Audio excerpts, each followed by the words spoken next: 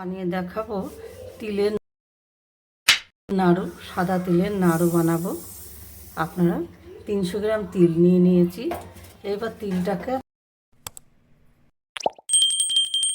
ভালো করে আমি উল্টে পাল্টে একটু ভালো করে ভেজে নেব। ভাজা হয়ে গেছে। এবার গুড়টা আমি দিয়ে দেবো পরিমাণ মতো গুড়, যেটুকু লাগবে সেটুকু আমি 150-300। দেখুন আখের গুড় আমি একটু জাল করে নেব, ভালো করে কমিয়ে আস্তে আস্তে করে আমি গুড়টাকে ভাপরণ দিয়ে সুন্দর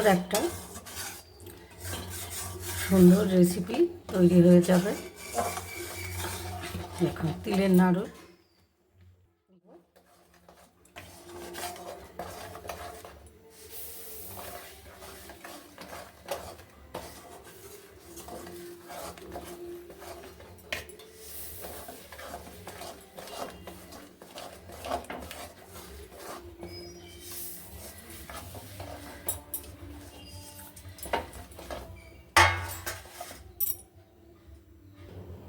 এখন আমার গুড় দেওয়া হয়ে গেছে, এবার আমি তুলে নেব।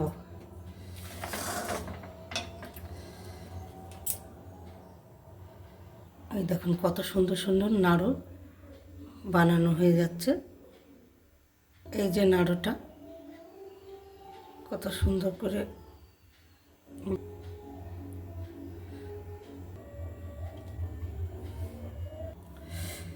একটা আমি গরম গরম না বাঁধলে একটু ঘি মাখিয়ে বেঁধে নিই। এই নাড়ুটা বাঁধা খুব কষ্ট, গরম খুব। দেখুন হয়ে গেছে। দেখুন বন্ধুরা, আমি প্রথম এই তিলের নাড়ু তৈরি করলাম, কত সুন্দর হয়েছে দেখছেন। একদম সুন্দর সাদা সাদা নাড়ু গোল গোল করে বানিয়েছি। আপনারাও বানাবেন, খাবেন।